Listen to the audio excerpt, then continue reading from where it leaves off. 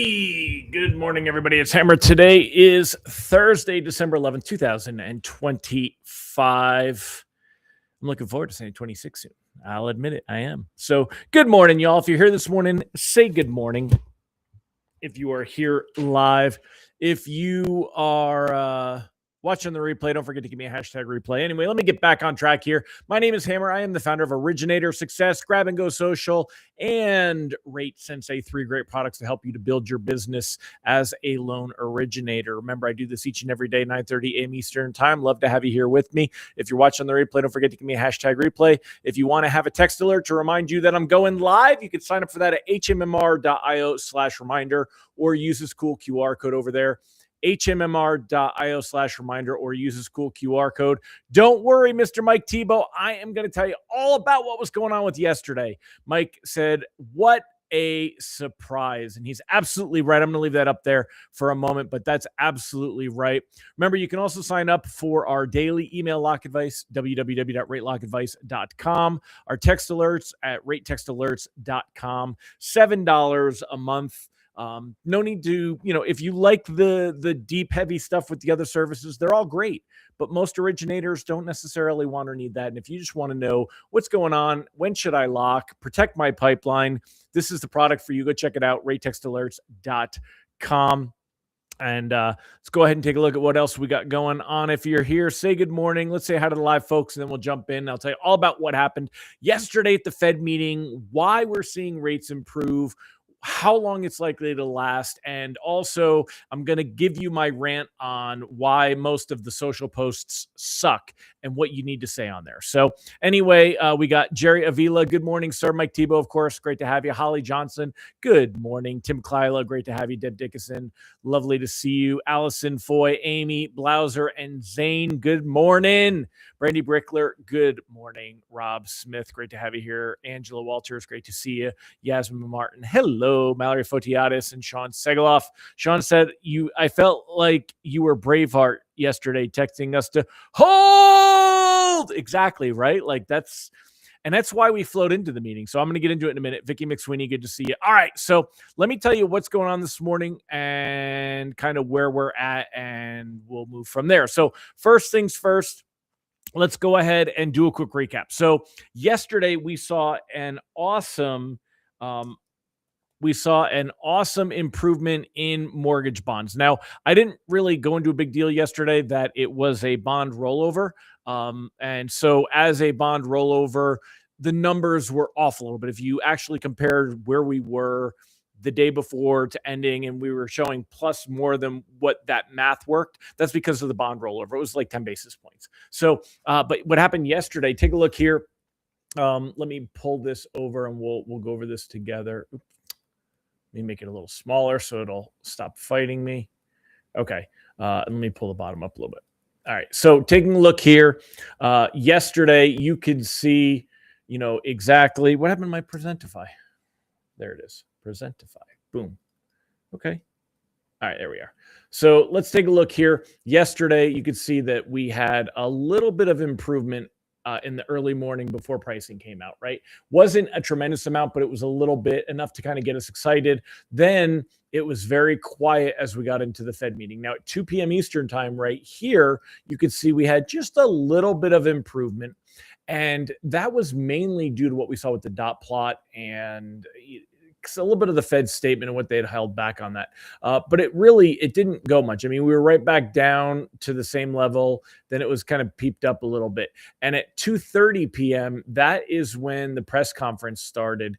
And it's basically right here. And then you can see after that press conference, things went nuts. And that shows you, let me clear this out a little bit. You take a look at 2:30. Look, 2:30 is right here. A little bit of a blurb. Goes back down, and then boom, it goes up. That shows you how important that press conference really is. In fact, let me zoom in on this. I got to refresh the damn page. Hold on a second now. It's going to take a minute. But that press conference, and that's what I've got up on the screen is Powell put away his Grinch costume. So what we saw is right here during this, Powell talked about how they're actually going to be doing a little bit of quasi quantitative easing. Now, it's not quantitative easing. They're just trying to keep liquidity in the system. It's a complicated topic. We could spend a lot of time talking about it, but basically the Fed's going to go in and buy $40 billion worth of short-term treasuries.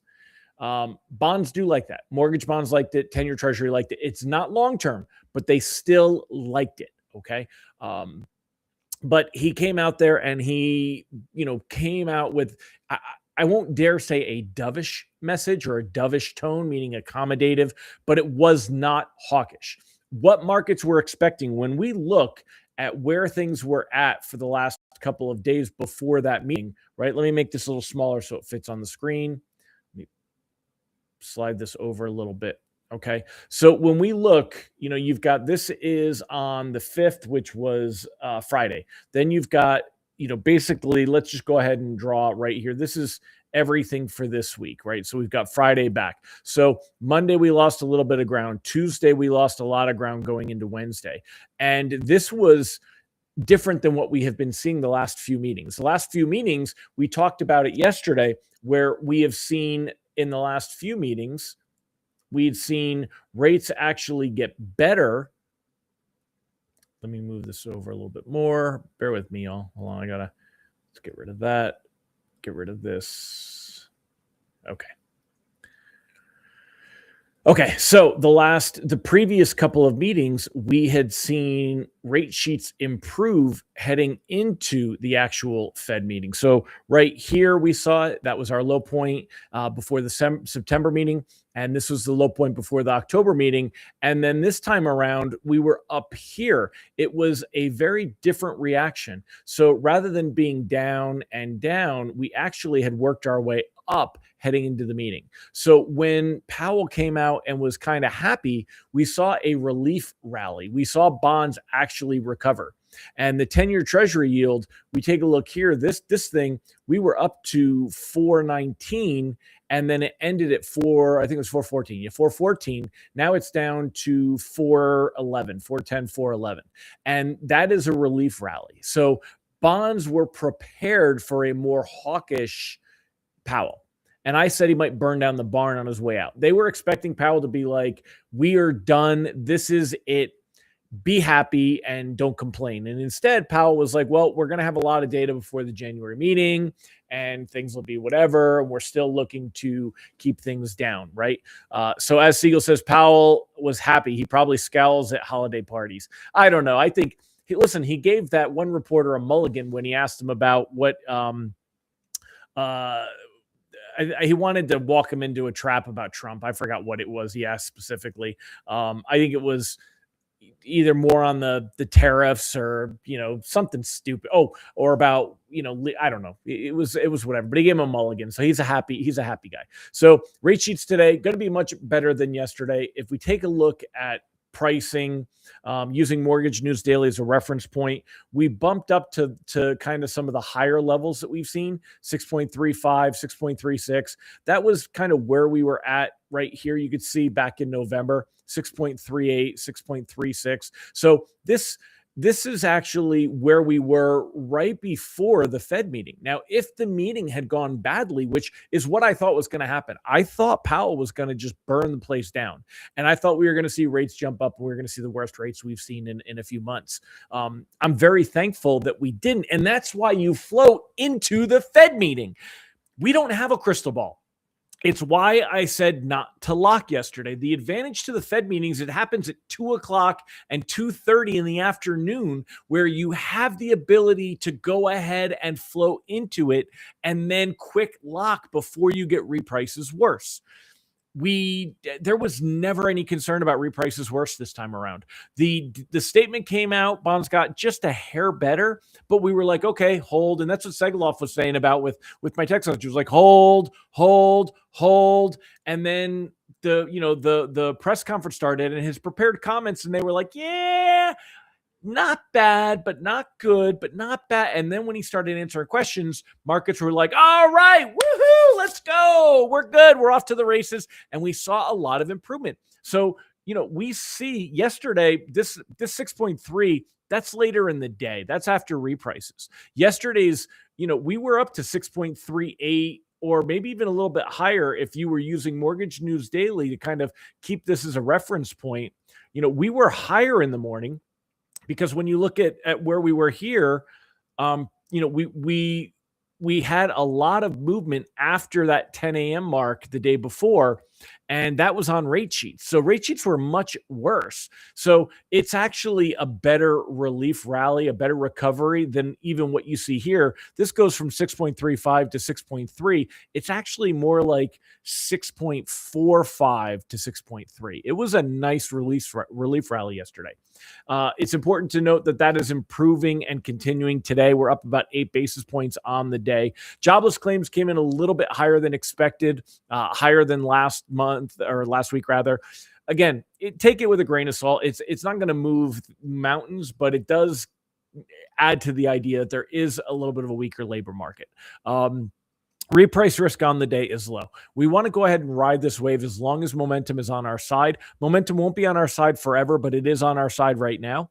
Okay. So we can kind of go ahead and ride that. And expectations of what's going to happen next, markets are like, okay, hey, there's still a pretty good shot that we might get continued rate cuts in January by the time we get enough data. So remember, this is the end of January. It's almost February. It's 6 weeks away. We're going to have a lot of data. And that was talked about in Powell's press conference. We're going to have a lot of data coming into this meeting. Now, that starts next week. Next week, we're going to go ahead and we're going to get the BLS jobs data and the CPI inflation. First time that I can ever remember we've gotten 2 of those reports in the same week. And that could give more positive momentum. If we ride into next week and markets are like, hey, we think that the Fed is still not near their neutral rate. Markets, if we see a really weak labor market and maybe we get inflation that hasn't moved higher, that could really help. Now, we don't have a lot to worry about that rates are going to move. We don't have to worry about that rates are going to go much higher from here. What I put in the morning report this morning, when my morning one, which remember, if you're not signed up for that, you absolutely need to be signed up for that. Let me go ahead and move this over and I'll show it to you. You absolutely need to sign up for that. Let me throw up the code on there. If anybody's not signed up for the daily email, it comes from ratesensei.com. Make sure that you are getting it. It comes from Hammer at ratesensei.com. I know that some of the lender email systems are still blocking this. You got to get with your IT team if you're not seeing it. So, but when we take a look here at this, where I was kind of going is I've kind of dialed in this format. I change it up once in a while. And this is the rate outlook for today. This is the rate outlook for the next 15 days. 15 to 30 days. And I talk about where I think rates will be and why. So not just locking or floating, lock or float advice is in red, and then kind of where we're at. And, the loans that these loans could see rates improve into next week. And although there will be a pause, we're not going to see rates continue to improve every day, right?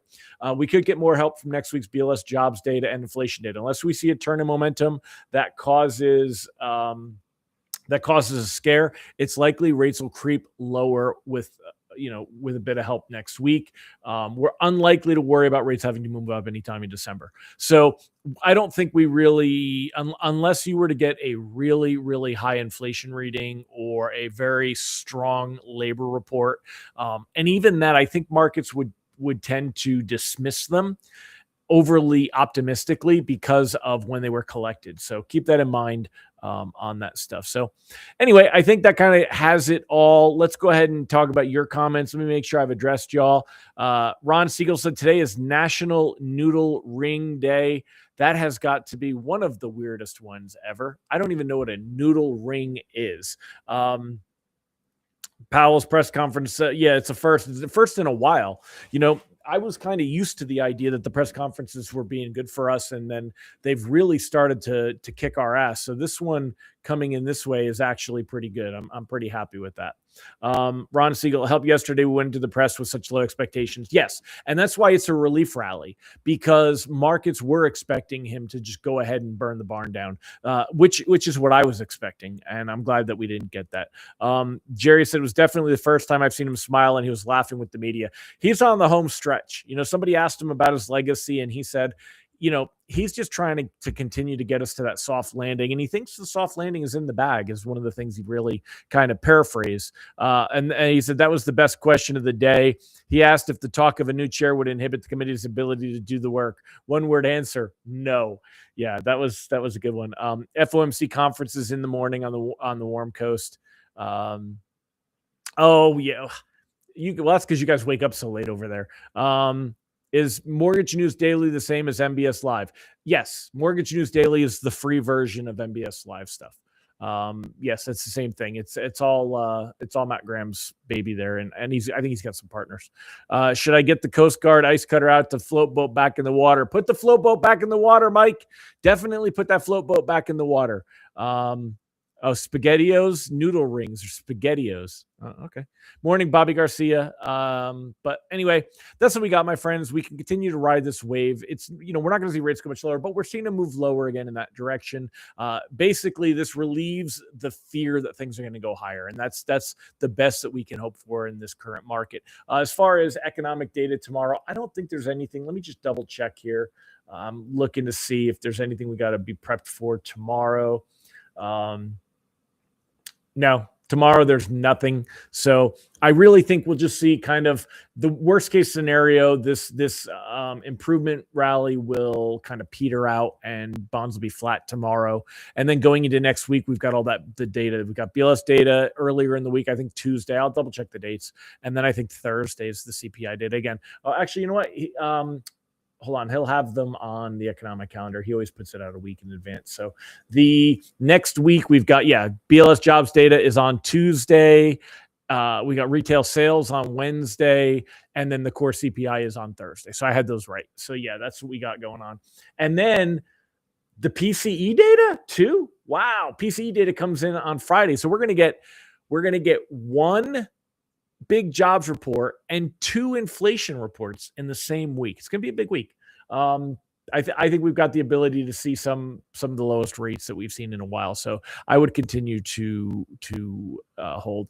Randy said, last I saw 49 lenders repriced better yesterday. Yeah, it was it was a whole thing all around. So it was definitely, I didn't suggest taking advantage of that yesterday in my end of day text, because I thought we were going to see some continuation this morning and seeing more of that unwind. And this is what we've seen. Again, bond markets are improved about 11 basis points right now. So that's going to help improve pricing even from those reprices better yesterday. So this should really help bring things back down and, recover that eighth of a point we kind of lost over the last week. But that's it. So, all right, my friends, thank you so much. I will see you tomorrow. I hope you have a fantastic day.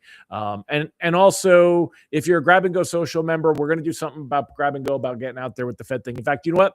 Hold on, 1840. Let me show you before I wrap up. If you're all still here, let me show you something real quick about how to do this right.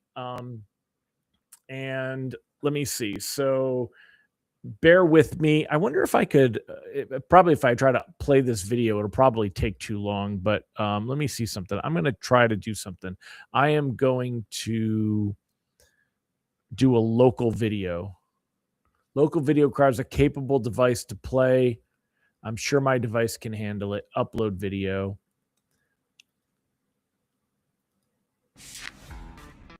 Stop trying to educate and start selling. For reals, y'all. The Fed cut rates. I know that the Fed didn't cut mortgage rates. You know the Fed didn't cut mortgage rates, but it doesn't do you any good to try to tell everybody else. Let me show you what I'm talking about here. All right, we're going to flip this around. Hopefully y'all can read this okay. And it says, the Fed just cut rates again. Is now the right time to refinance? And you've got this person here. One would think Realtor.com would have a better idea what the hell they were talking about. But no, they don't. Yes, they do. They're marketing. They inferred that the Fed did something with mortgage rates. They didn't say that it did. That would be wrong. That would be misinformation. What they did is infer. Here's somebody that's telling the absolute truth. Here you go. Make sure you can see this, right? It says the Fed cut the Fed funds rate by 1/4 point today. The Fed did not cut mortgage rates. Guess what? That doesn't get you any business. That pushes people away. Yes, that's correct. That's educating. But do you get paid to educate? Are you a professor? Did I miss something? Do you have tenure? I don't think so. Now, let me show you real quick. Let's flip around. Give me a second, and I'll show you another one where, hold on, I gotta get it open. We're coming. I had to prep, but it took me a second. All right, here you go. So, the Fed just cut rates again. And if you've been thinking about buying a home, this just opened a door you don't want to miss. Here's why today is good news. And he goes through and he actually still tells them, even though mortgage rates didn't instantly drop, this cut still helps buyers. And he talks about why. You know what? This gets business. Don't educate, sell. You get paid for writing loans. Thank you. Goodbye.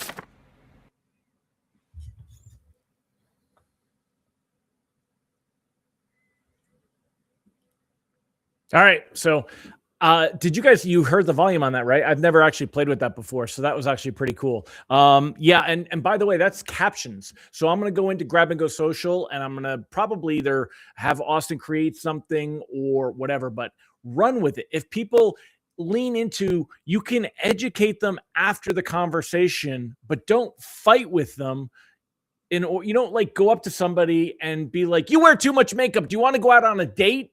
No, you go up and you say, hey, I really like your outfit. Would you like to go on a date? And then on the date, if things are going well, you say, hey, you're a beautiful man or woman. You don't need to wear so much makeup. I know you wouldn't really do that, but you get the point. Hopefully you guys get the point. Let me know in the comments in the chat. Let me know how that worked out. And so that was AI. So if that video had like some weird things that were covered up and stuff, I didn't fix it. I recorded the video. It's 1 minute and 53 seconds long. It took me 2 minutes to record a video. I put it into Captions, an app. I said, AI, edit this. It did all of that. I left it alone, and now I post it. And I put it on TikTok. I'll throw it on Facebook. I'll throw it on Instagram. So, guys, like these tools that we have today, they're amazing. So I'm going to have Austin do something in Grab and Go Social with this. We'll talk about it. Mike Tebow, in the words Julia Roberts, a pretty woman, I need to go shopping now. So, and that's the whole, I like compliment sandwich. Yeah, exactly. Right. I don't know what you're talking about, Randy, but like the key is, remember your headlines and the things you're putting on social, they're supposed to attract and create a conversation. You can educate, do it later. So, all right, my friends, I'm wrapping up. Thank you again for having me. I'll see y'all tomorrow. Hope you have a fantastic day for reals. Thanks for watching.